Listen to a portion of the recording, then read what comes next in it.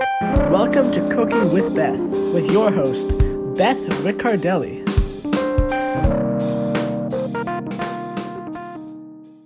Hi, I'm Beth, and welcome to my kitchen. Today I'm going to show you how to make chewy sugar cookies. So I put the tools you're going to use for this recipe all out here so you can see. You're going to need a couple bowls, medium to large size, some sort of mixing spoon, a whisk, measuring spoons, and measuring cups, different sizes.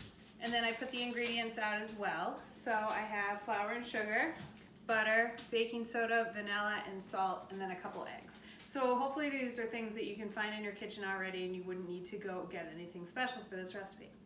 So they're pretty easy to make. First you want to get all of your dry ingredients and put them aside. So we're going to measure the flour first. You're going to take the 1 cup measure, and then I'm going to use a scoop to put the flour into the cup lightly so that it doesn't pack down too much. So you can shake that in there. And then when it gets a little bit over the top of the cup, you're going to flatten it out. That way you're not shaking it, which will pack the flour down and it's going to make your cookies really dense. And that's not what we're looking for here. So you're going to add that to the bowl. You're going to do 2 full cups. And then, so add that. And then you're going to add in 3/4 of a cup. I didn't have a 3/4 cup measure, so I'm going to do 1/2 and 1/4. So do the 1/2. Same way as the other ones. And then 1/4.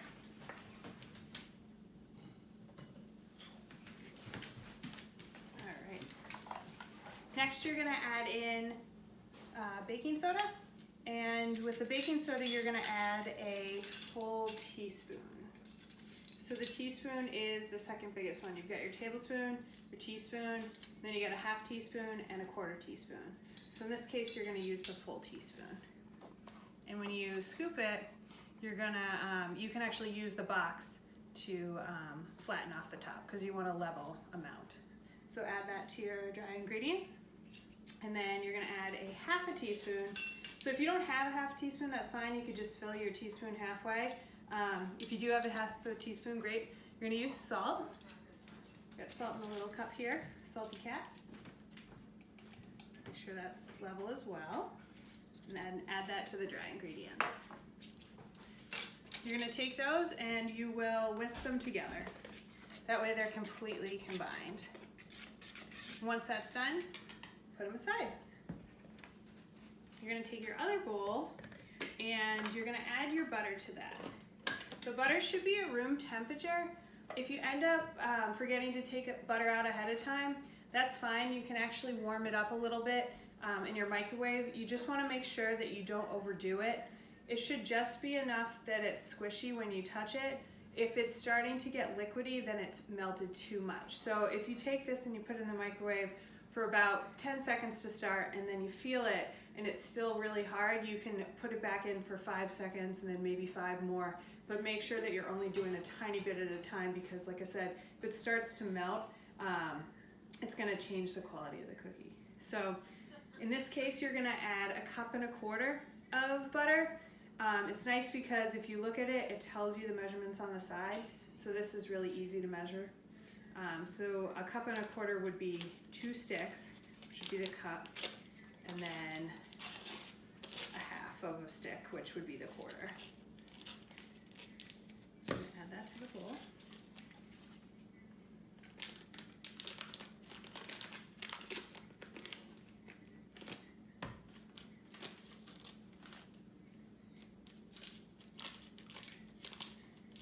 All right. Next, you're going to measure 2 cups of sugar. So you can take your cup measurement again. This time you can just scoop it and then lightly level it out. So you're going to put 2 full cups in here. So there's a lot of butter and a lot of sugar in these cookies, and that's what gives them their really good flavor. Okay. All right. If you have a mixer, you can do this in a mixer. And it's gonna save you probably a little time when you're mixing the two together, the butter and the sugar. But you don't need one. You can actually just use a spoon. I know that not everybody has a mixer in their kitchen, so I wanted to make sure that you knew that you could do this without it. So what you're gonna do is squish the butter. Kind of takes a second, and you need to put a little bit of effort into it. And eventually you'll be able to get it to combine with the sugar. It's called creaming when you do this. You're combining both the butter and the sugar together. All right. So it takes a little time.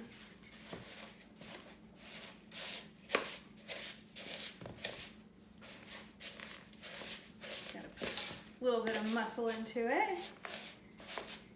It's totally worth it after when you have the delicious cookies.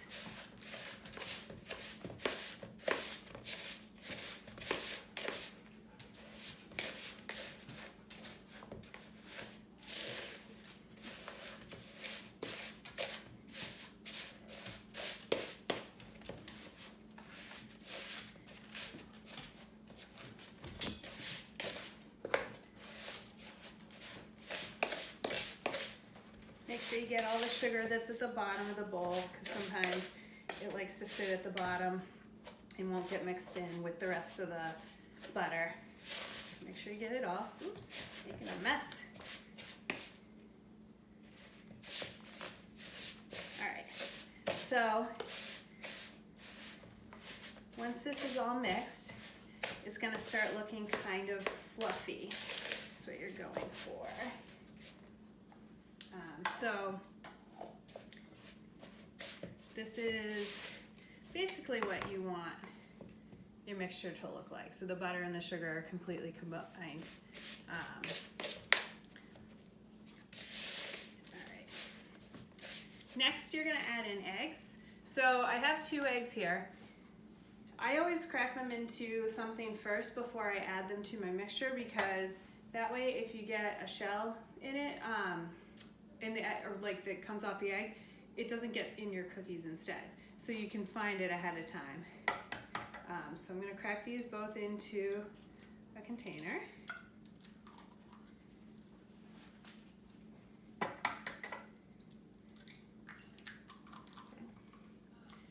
Looks good. And then you're gonna take these, and I add them in one at a time. So I'm gonna put one egg in there, mix it up. It's gonna start getting a little easier to mix now that you're adding more wet ingredients in here. So the hardest part is pretty much over. All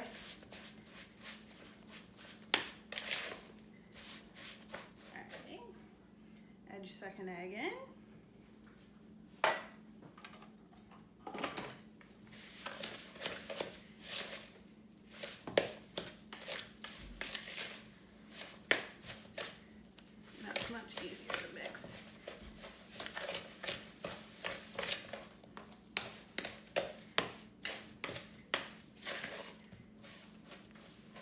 And then you'll add 2 teaspoons of vanilla. So this is gonna give it a really good flavor. You never wanna pour right over the bowl, because if it spills over, then you add too much in. All right, so 2 teaspoons.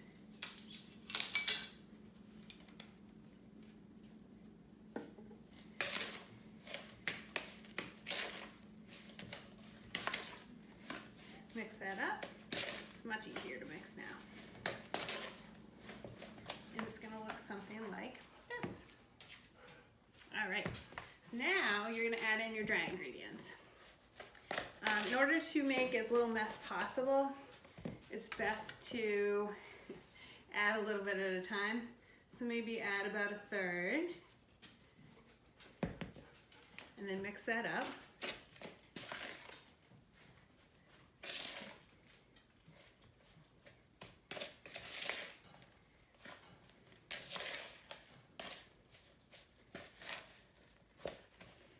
And then add another 1/3. It's getting harder to mix now.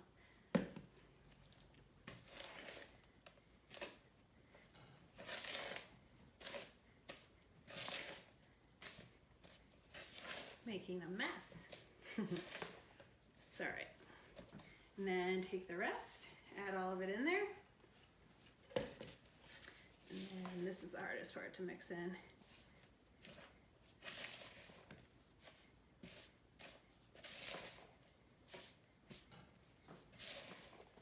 Whoa. Stuff everywhere. All right. So make sure you get all the stuff on the bottom in this case too, because a lot of the flour likes to sift to the sit on the bottom and doesn't get mixed into the dough. It's gonna actually start turning kind of shaggy looking. So I'll show you that. But that's okay, that's what you want. It's much drier than what you've been looking at. So if you look at it, it looks like this. That's good. So just make sure that you get it mixed well enough that there's all the flour's incorporated. And then you're gonna actually finish by taking this out with your hands, and you're gonna form it into a ball together. So leave it like this for a second. I actually need a piece of plastic wrap because we actually have to chill this dough. So you grab some wrap.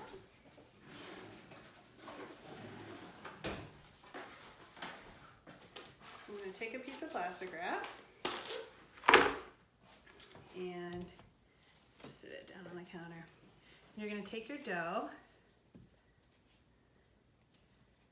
and you're gonna just form it into one ball. Just make sure you get everything out so you can see.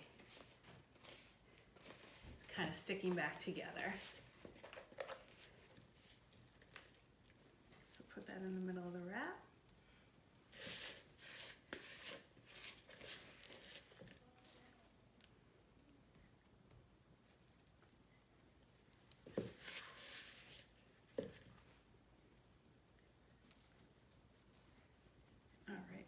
And then you can take the wrap and you're gonna cover it completely. So if there's little pieces that aren't sticking, you can just force them on there and they'll start to stick. All right, so once you have that in your plastic wrap, you're gonna take it and put it in the fridge for now. It needs to chill for 30 minutes to an hour, just to make sure that the butter isn't starting to melt at all, so that when you bake the cookies, the butter starts out cold, okay?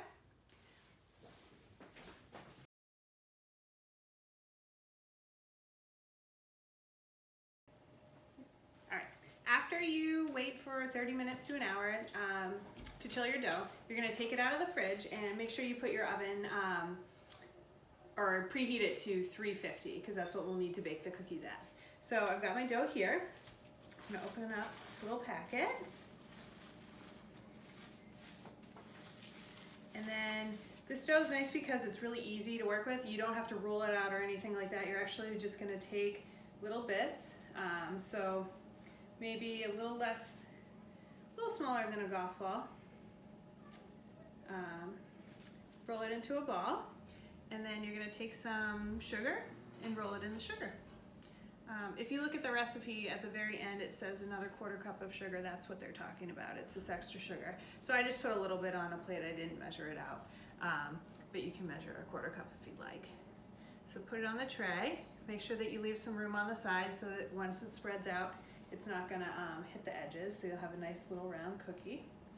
And then you're gonna keep doing that until your tray's full. So there you go.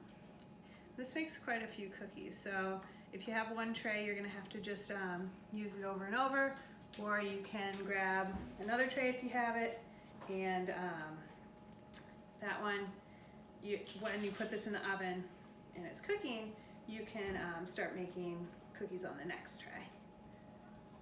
All right.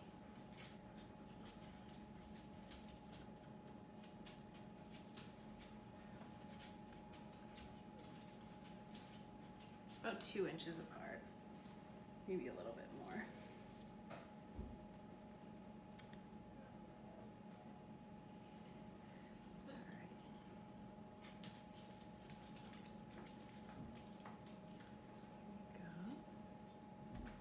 Push them down just a little.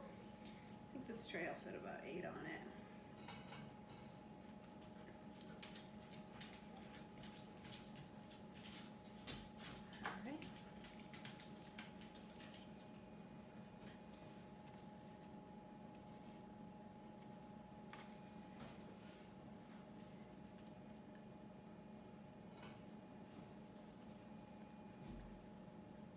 So once you put these in the oven, you're gonna set the timer for 8 to 10 minutes.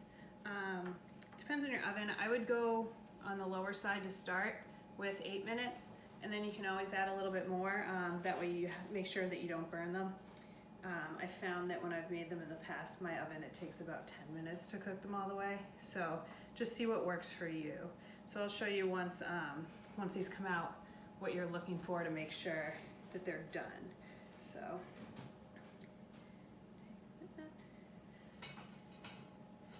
all right, last one, and then this is going to go in the oven.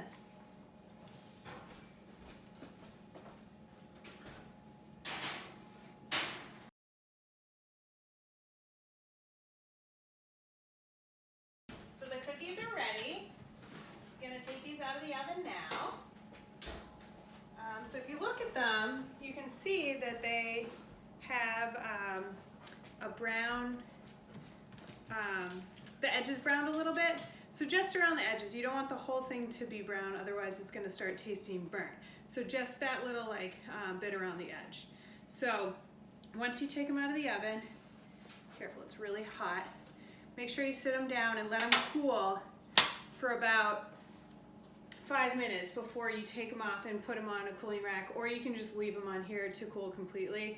Just wait until they're all the way cooled before you put them on a plate. Otherwise they're going to start to warp a little bit and change their shape. And that's it. So the recipe should be listed with the video, and contact me if you have any questions, or if you end up making this recipe, send me a picture. I'd love to see it. Thank you.